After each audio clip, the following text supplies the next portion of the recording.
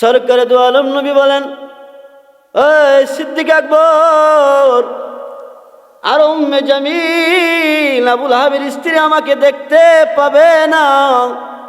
হুজুর, আমি আর আপনি আছি, আমরা তো ভাসমান প্রকাশ্য, আমাদেরকে দেখবে না?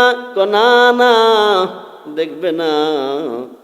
আর উম্মে জামিলকে আসতে দাও, আমি কোরআন তেলাওয়াত করব, আর উম্মে জামিল আমাকে দেখবে না। সুবহানাল্লাহ। নবীজি আর উম্মে জামিল কাছে আসে, আর নবী করিম সাল্লাল্লাহু আলাইহি ওয়াসাল্লাম তেলাওয়াত করতেছেন, وَإِذَا قَرَأْتَ الْقُرْآنَ جَعَلْنَا بَيْنَكَ وَبَيْنَ الَّذِينَ لَا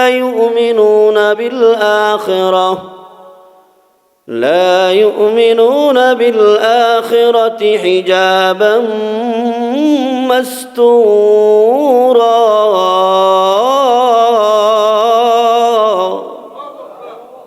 আল্লাহ বলেন, হে দোস্ত আমার, وَإِذَا قَرَأْتَ الْقُرْآنَ, যখন তুমি কোরআন তেলাওয়াত করো, জাআলনা বাইনাকা ওয়া বাইনাল্লাযিনা লা ইউমিনুনা বিল আখিরাহ, তোমার মধ্যে আর যারা আখিরাত বিশ্বাস করে না তাদের মধ্যে আমি হিজাবাম মাসতুরা, অদৃশ্য একটা পর্দা ফেলে দেই, যে পর্দার কারণে এই আখিরাত অবিশ্বাসী অমুসলিমগুলা তোমাকে দেখতে পাবে না। সুবহান। নবীজি সূরা বনী ইসরাঈলের ৪৫ নম্বর আয়াতে কালিমা তেলাওয়াত করছিলেন। সিদ্দিক আকবর বলে, হুজুর আয়েশা গেছে কাছে, পাথর হাতে, না জানি মহিলা মানুষ, তাকে তো আমরা কিছু করতে পারবো না। মহিলা, সে যদি আপনাকে একটা আঘাত করে ফেলে আপনার জন্য এটা অসম্মান, আপনি সরে যান। সরকারে দু আলম বলে, না, সর্বনাশ, সে আমাকে দেখতে পাবে না। ঠিকই আসছে। আয়েশা সিদ্দিক আকবরকে জিজ্ঞাসা করে, তোমার সাথে কোথায়? সুবহানাল্লাহ। অথচ নবীজি আবু বকরের সাথে বসা, নবীজিকে চোখে পড়ে না। সিদ্দিক আকবরকে জিজ্ঞাসা করছে, তোমার সঙ্গী কোথায়? তোমার সঙ্গী নাকি আমার স্বামী, আর আমাকে গালমন্দ করে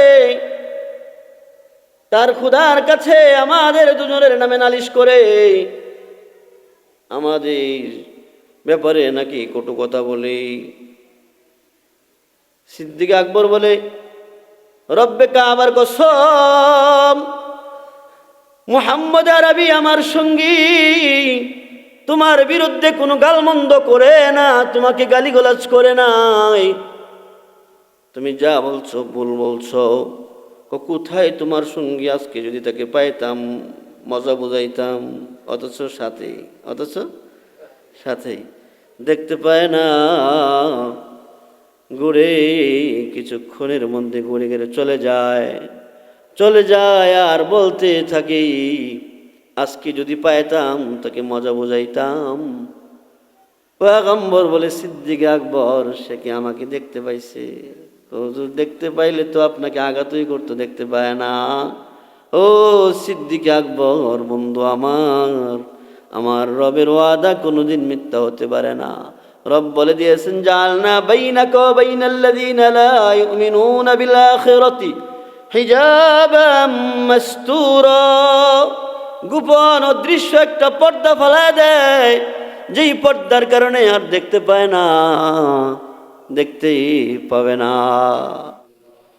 याद में तेरी सबको बुला दो, कोई न मुझको याद रहे, तुझ पर सब घर बार लुटा दूं, खाने दिल आबाद रहे, सब खुशियों को आग लगा दो, गम से तेरे दिल शाद रहे, सबको नजर से अपनी गिरा दो, तुझसे फकत फरियाद रहे, अब तो रहे बस तादम आखिर विरद ज़बाए मेरे इलाहा ला इलाहा इल्लल्लाह ला इलाहा इल्लल्लाह ला इलाहा इल्लल्लाह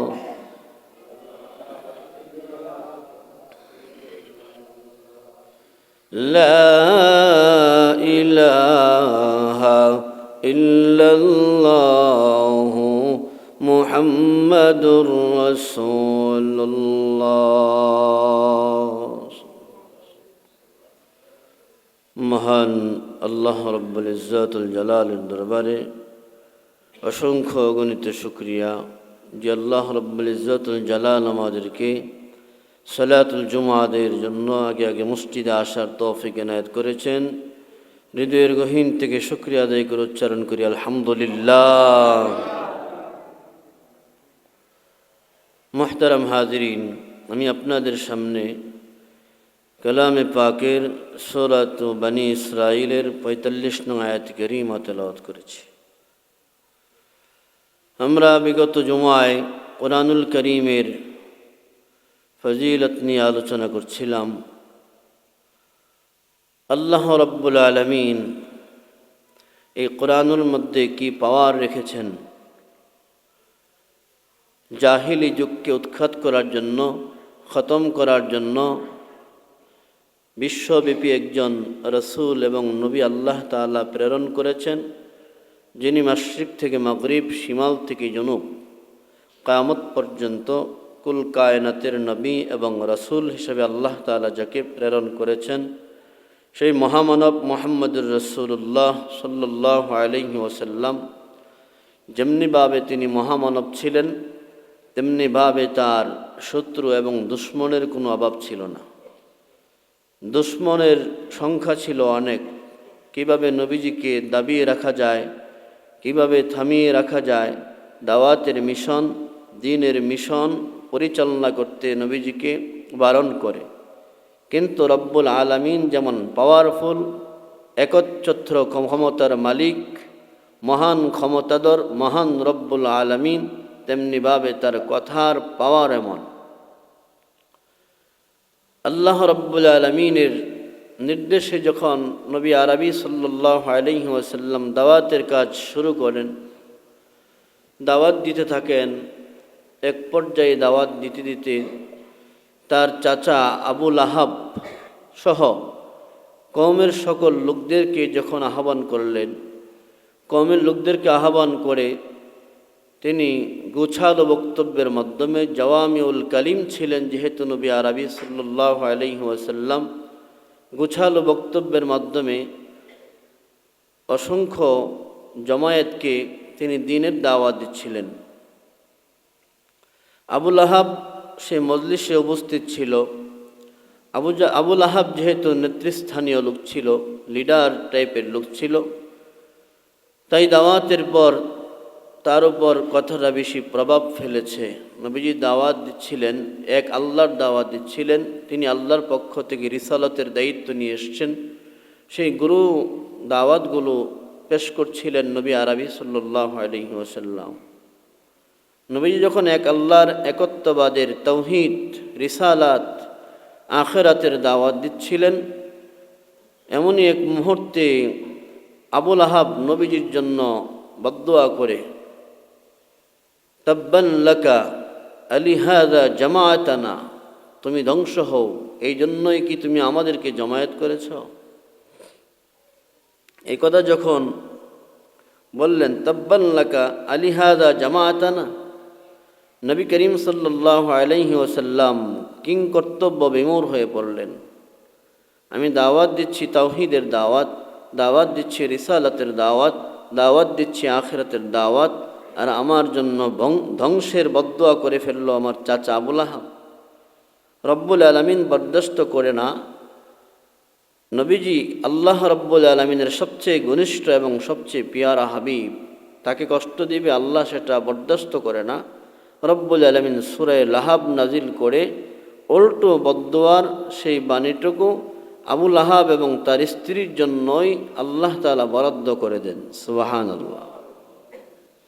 কারণ আল্লাহর পিয়ারা, আল্লাহর দুস্থ, আল্লাহর অলি যারা, বন্ধু যারা, যখনই তাদের বিরুদ্ধে আল্লাহর কোনো দুশ্মন ঝাঁপিয়ে পড়বে, দামিয়ে দিতে চাইবে, থামিয়ে দিতে চাইবে, তখন আল্লাহ রাব্বুল আলামিন সরাসরি অ্যাকশন নেন।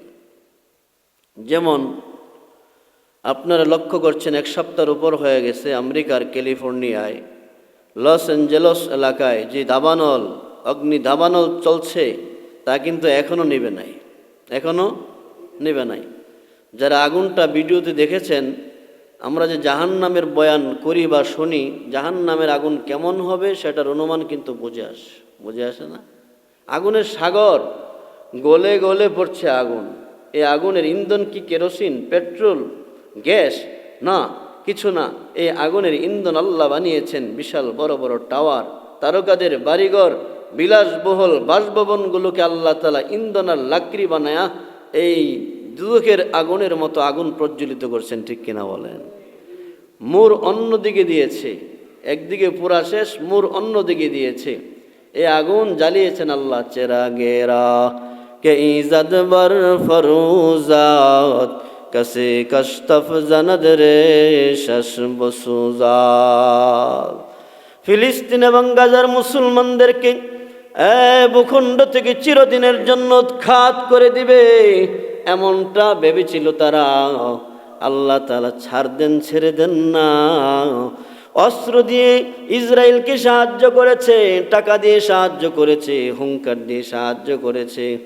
আল্লাহ তাআলা যখন আগুন লাগায় দিল, আমেরিকা পৃথিবীর মধ্যে মহাশক্তিধর, বাহ্যিকভাবে পৃথিবীর মধ্যে সবচাইতে শক্তিশালী রাষ্ট্র, তারা এই আগুন নিভাতে ব্যর্থ। শুধু তারাই নয়, তাদের সঙ্গে সাহায্যের জন্য আরো 9টা দেশ এগিয়ে আসছে। সবাই মিলেও বিমান দিয়ে পানি মারছে, হেলিকপ্টার দিয়ে পানি ছাড়ছে, মানে ফায়ার ফাইটাররা পানি দিচ্ছে, কিন্তু আগুন নিভছে না। কারণ এই আগুন জ্বালাইছে কে? আল্লাহ। চেরাগেরা কে ইজত বর ফরুজাত কসে কষ্টফ জানদ রে শশ বসুজাত।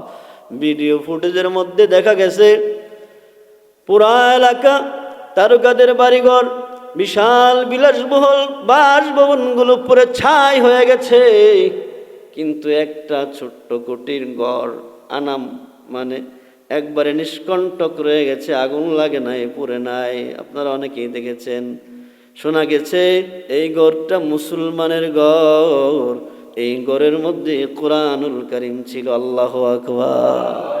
কোরআনুল কারীমের পাওয়ার সবসময় আল্লাহ দেখান না, দুনিয়াতে 1-2টা দেখান। আজকের টিভির নিউজ, আগুন নিবে নাই, দাবানলের মূর অন্যদিকে নিয়েছে, কোরআন ধ্বংস করে দেবে, মুসলমানকে এই জমিন থেকে, এই ভূখণ্ড থেকে উৎখাত করে দেবে। না না না, মুসলমানদের ধর্ম ইসলাম আল্লাহর একমাত্র মনোনীত ধর্ম। এই ধর্মের বিরুদ্ধে যারাই যখন যাবে, এই ধর্মের পক্ষে, এই ধর্মাবলম্বীদের পক্ষে কার শক্তি আছে? জোরে বলেন। আল্লাহর শক্তি আছে। আল্লাহ। আবুল আহাব বদদুয়া করে দেয়, তাব্বাল্লাকা লিহাযা জামাআতানা ইয়া মুহাম্মদ। মুহাম্মদ, এই জন্য জমাইছো আমাদেরকে তাওহীদ, আখিরাত আর রিসালাতের দাওয়াত দিতা। এই মূর্তি প্রতিমাগুলোর উপাসনা করি আমরা, এগুলো বাদ দিয়া।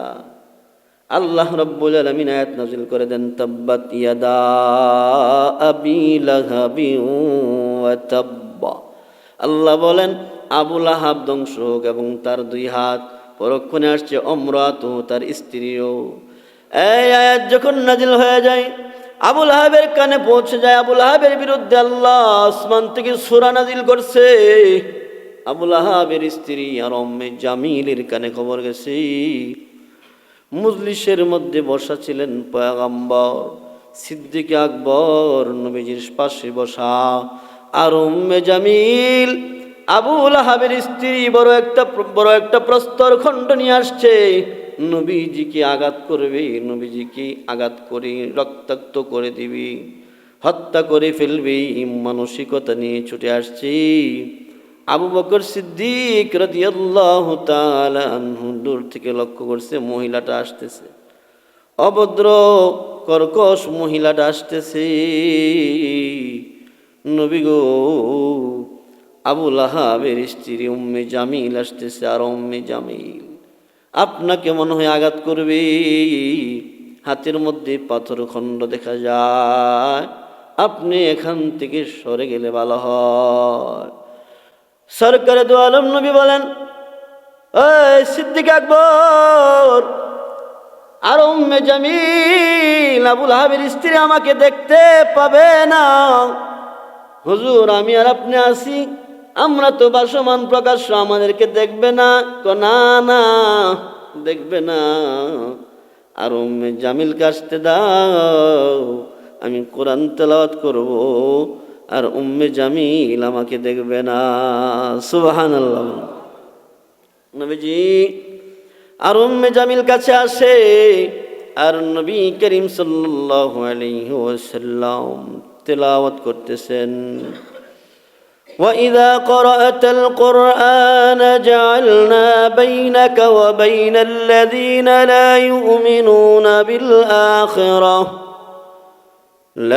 يُؤْمِنُونَ بِالْآخِرَةِ حِجَابًا مَسْتُورًا।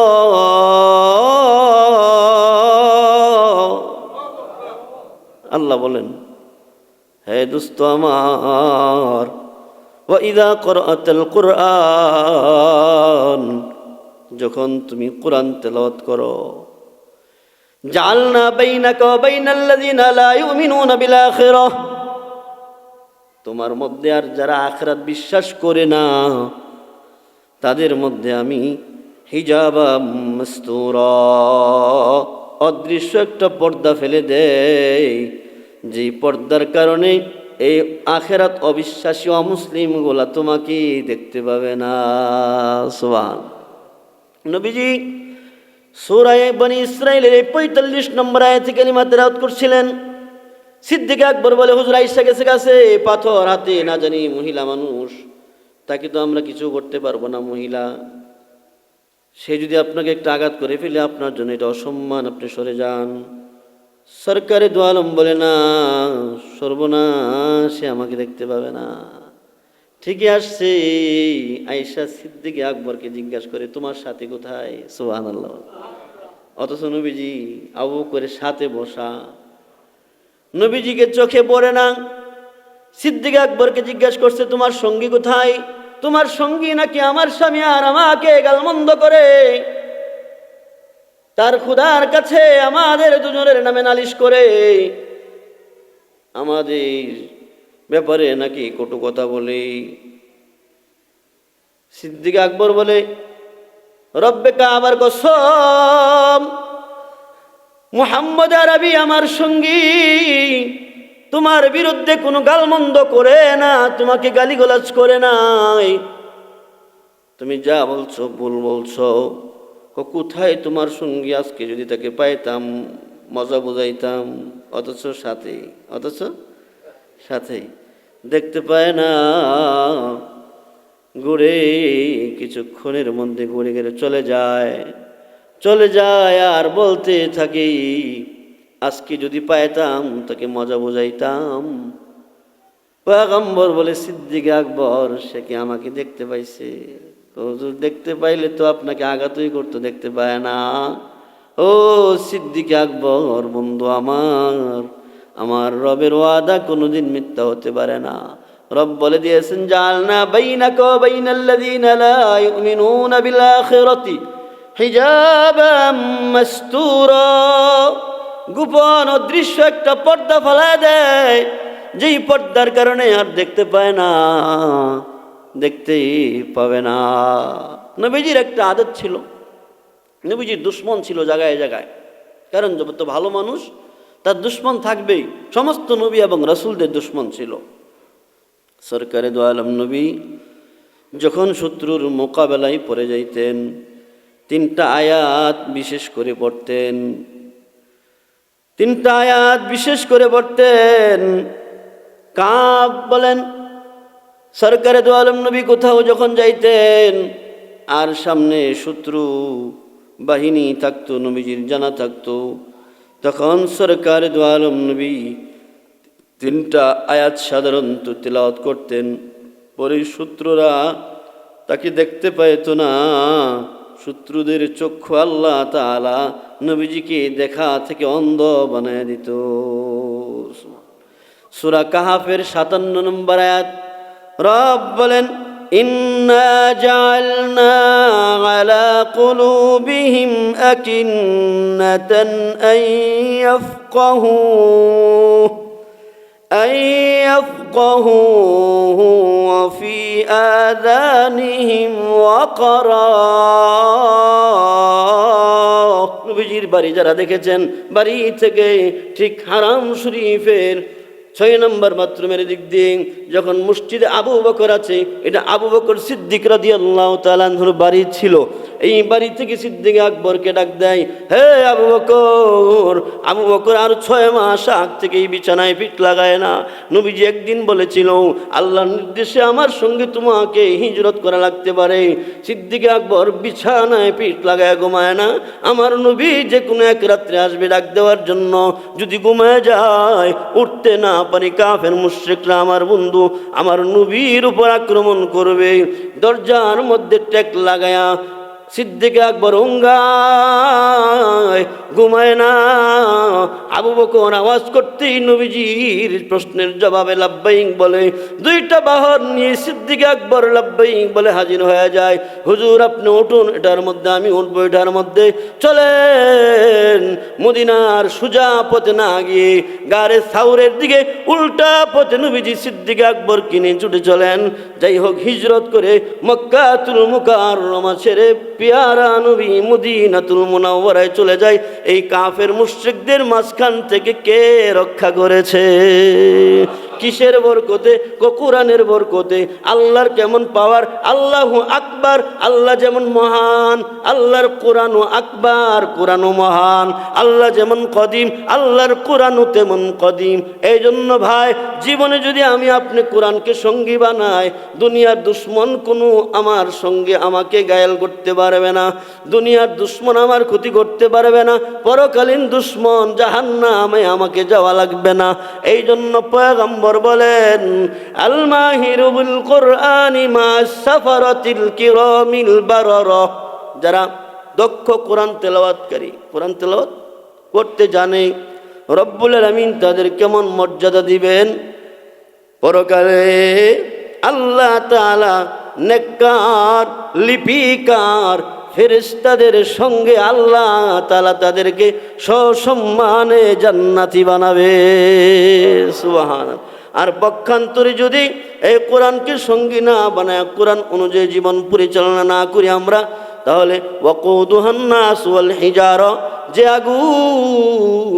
যে আগুনের ইন্ধন হবে মানুষ এবং লাকড়ি। যেমন লস অ্যাঞ্জেলসের মধ্যে দেখছেন, ইন্ধন কোনো কেরোসিন তেল নয়, পেট্রোল নয়, গ্যাস নয়, বিশাল বড় বড় টাওয়ারগুলোকে আল্লাহ লাকড়ি বানায় জ্বালাচ্ছে কিনা?